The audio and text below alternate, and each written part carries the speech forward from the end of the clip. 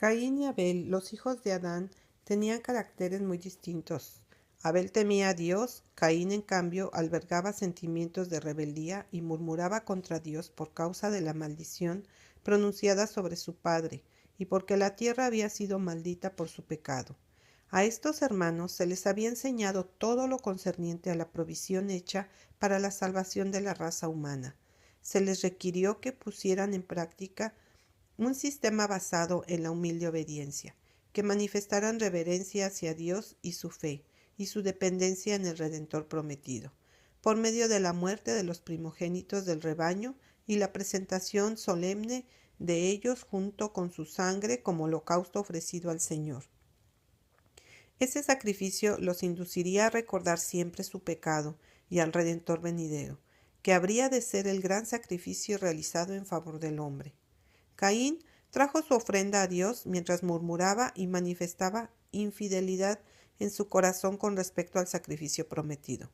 No estaba dispuesto a seguir estrictamente el plan de obedecer y conseguir un cordero para ofrecerlo con los frutos de la tierra.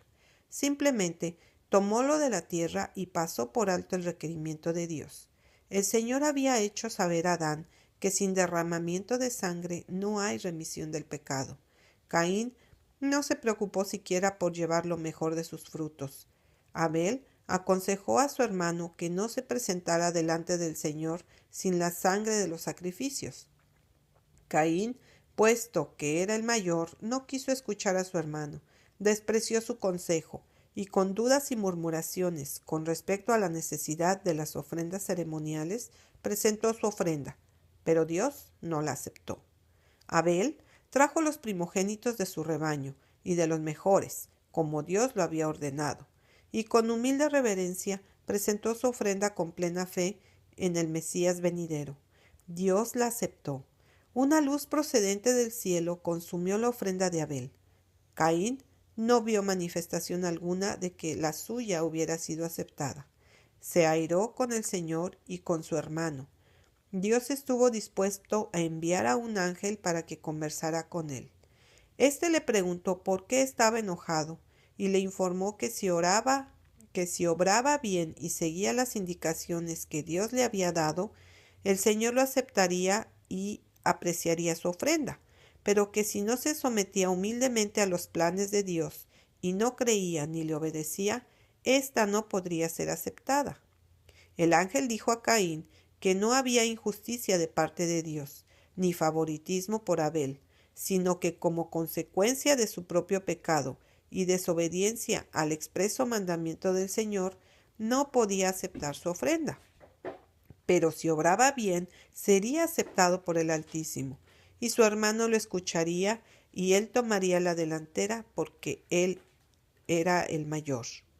Pero aún después de haber sido fielmente instruido, Caín no se arrepintió.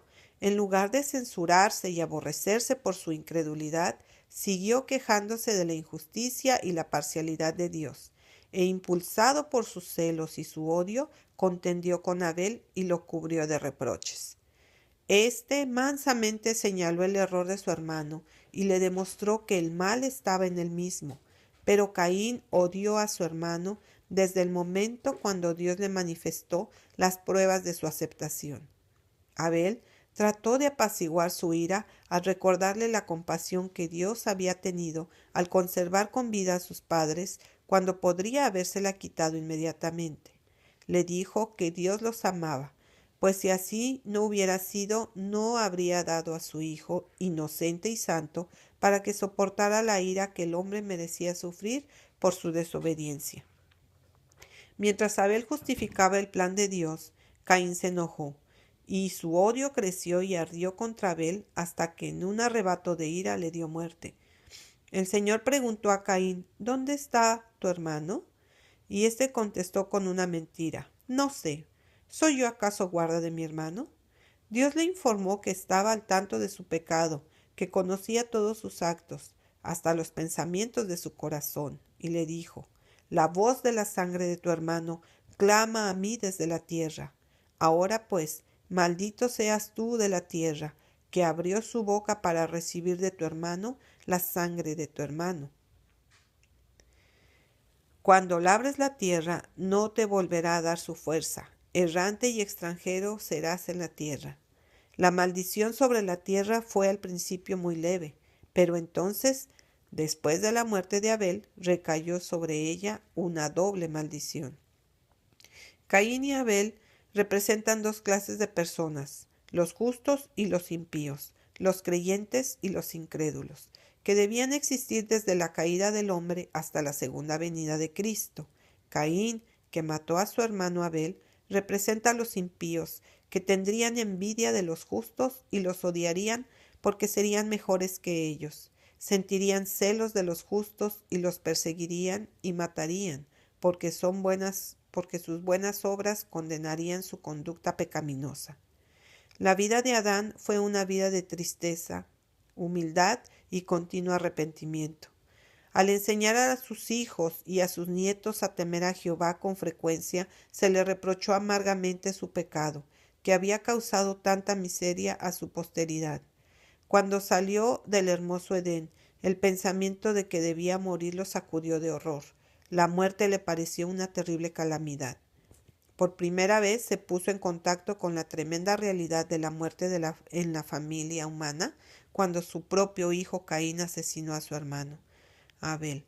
Lleno de amargo remordimiento por causa de su propia transgresión, privado de su hijo Abel, con plena conciencia de que Caín era asesino y reconociendo la maldición que Dios había pronunciado sobre él, el corazón de Adán se quebrantó de dolor.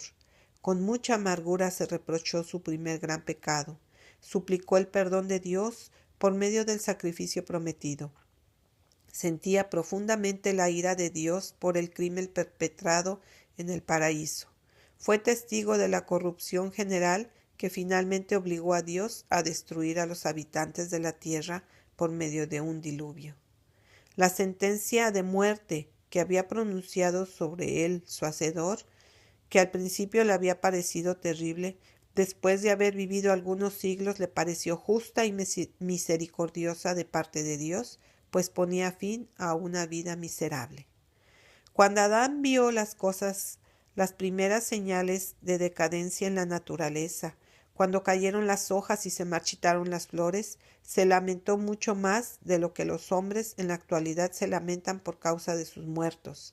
Las flores marchitas no eran la mayor causa de su pena, por ser más tiernas y delicadas, sino los altos, nobles y robustos árboles que perdían sus hojas y se deterioraban. Eran para él un preanuncio de la destrucción general de la hermosa naturaleza que Dios había creado para que beneficiara especialmente al hombre.